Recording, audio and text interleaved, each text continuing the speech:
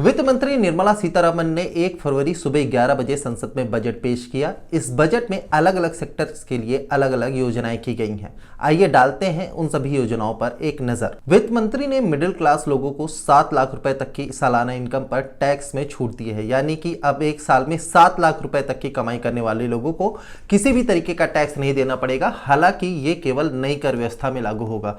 जो लोग पुरानी कर व्यवस्था को फॉलो कर रहे हैं उनके लिए अभी भी टैक्स स्लैब 5 लाख रुपए सालाना इनकम पर बना हुआ है। इसके अलावा सरकार ने टैक्स स्लैब पे भी बदलाव किए हैं।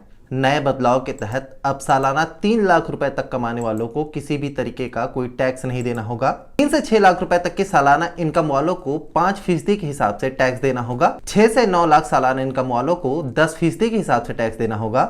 9 से 12 लाख रुपए तक की सालाना इनकम वालों के लिए टैक्स स्लैब 15% तक का है। 12 से 15 लाख सालाना इनकम वालों के लिए टैक्स स्लैब 20% का है और वहीं 15 लाख से ऊपर के सालाना इनकम वालों के लिए टैक्स स्लैब को 30% तक का रखा गया है। इस बार के बजट में रेलवे के लिए सबसे ज्यादा पैसा एलोकेट किया गया है। रेलवे को इस बार के बजट में 2.40 लाख करोड़ रुपए का एलोकेशन किया गया है, जो कि अब तक का सबसे बड़ा रेल बजट भी है। साथ ही साल 2013 और 14 के बजट से करीब 9 गुना तक ज्यादा है। वित्त मंत्री निर्मला सीतारमण ने इस बार के बजट में डिफेंस सेक्टर के लिए 5.93 लाख करोड़ रुपए का एलोकेशन किया है। यह पिछले साल के रक्षा बजट से करीब 5.67% तक ज्यादा है।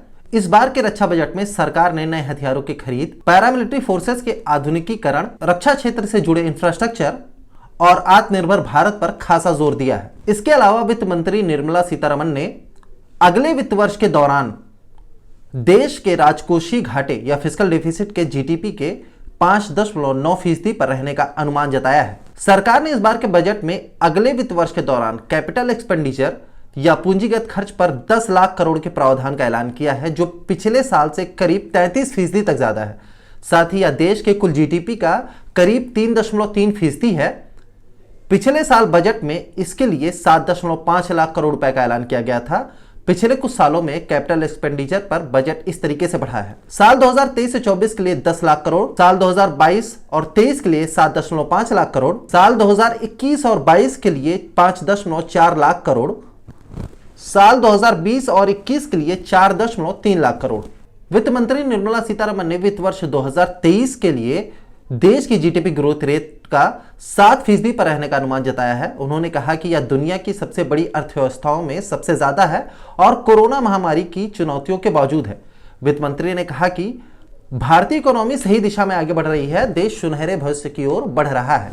इस बार वित्त मंत्री ने 7 महत्वपूर्ण प्राथमिकताओं पर जोर दिया है। उन्होंने इन 7 प्राथमिकताओं को सप्तऋषि का नाम दिया है।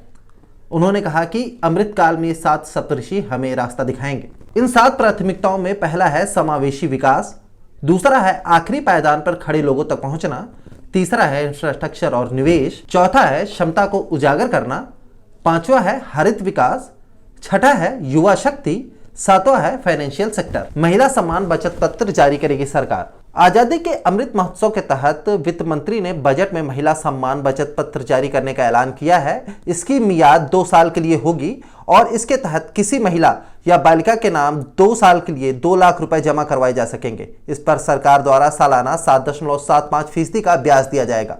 बजट में निर्मला सीतारमण ने कहा कि अन्न उत्पादन में हम दूसरे देशों से काफी आगे हैं। भारत मिलेट को लोकप्रिय बनाने में बहुत आगे है, जो स्वास्थ्य और पोषण के लिए बहुत फायदेमंद है।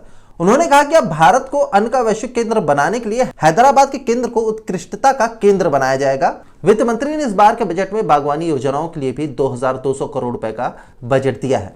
वित्त मंत्री ने बजट में प्रधानमंत्री विश्वकर्मा कौशल सम्मान योजना का ऐलान किया। इसके जरिए कारीगरों और शिल्पकारों की गुणवत्ता में सुधार लाने, उनके उत्पादों को बड़े बाजार तक पहुंचाने और एमएसएमई वैल्यू चेन से जोड़ने का काम किया जाएगा। साथ ही इस बार के बजट में छात्रों के लिए भी कई घोषणाएं की गई हैं। इनमें सबसे प्रमुख है डिजिटल लाइब्रेरी को बनाना। वित्त मंत्री ने बजट 2023 में इस बात का प्रावधान किया है कि छात्रों के उज्जवल भविष्य के लिए देश में एक डिजिटल लाइब्रेरी की स्थापना की जाएगी।